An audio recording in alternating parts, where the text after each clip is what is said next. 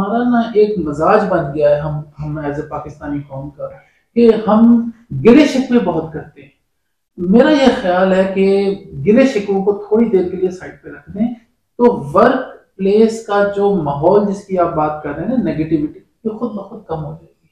कोई चीज ठीक नहीं है, उसको ठीक करने की कोशिश करें, एफर्ट करें, ना कि उसकी कंप्लेन करें।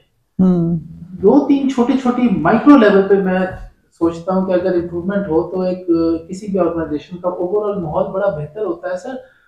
एक तो ये कि जो ड्रेसिंग हो ना, वो जरा बेहतर हो।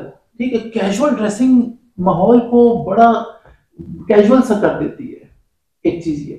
और दूसरा मेरा ये जाती ख्याल है कि किसी ऑर्गेनाइजेशन में वर्क प्लेस पे जो लैंग्वेज है ना, वो एक ऑफिशियल जैसे कि अंग्रेजी या उर्दू, ये जब इलाकाई लैंग्वेज इस्तेमाल होती है ना आपस में वर्कर्स के दौरान या कोलीग्स में, वो माहौल को ना कैजुअल कर देता है। अच्छा, अभी आपने और मैंने बड़ी कैजुअल अंदाज में गुफ्तगू कर ली, अब थोड़ी देर बाद मैंने आपको कन्फ्रंट करना है कि आपके किसी परफॉर्मेंस के ऊपर, तो आप फिर वही कहोगे कि अली साहब अभी तो आप बड़े अच्छे मेरे दोस्त बने हुए थे, अचानक आपने आंखें फेर ली।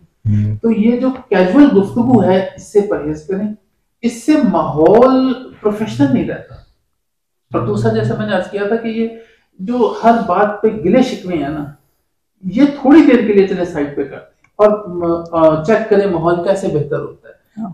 कलेक्टिवली चीजों को बेहतर किया जा सकता है। आपकी वाली बात बिल्कुल ठीक थी कि एक इंसान अपने ओन पे ही वन मैन शो नहीं करके किसी ऑर्गेनाइजेशन को बेहतर कर सकता। सब अपना अपना रोल सही निभाएंगे।